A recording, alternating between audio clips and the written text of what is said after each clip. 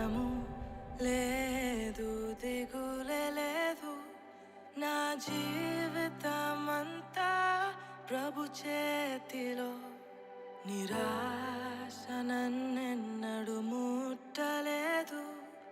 నిరీక్షణతో అనుదినం సాగేదను. భయము లేదు, దిగులే లేదు.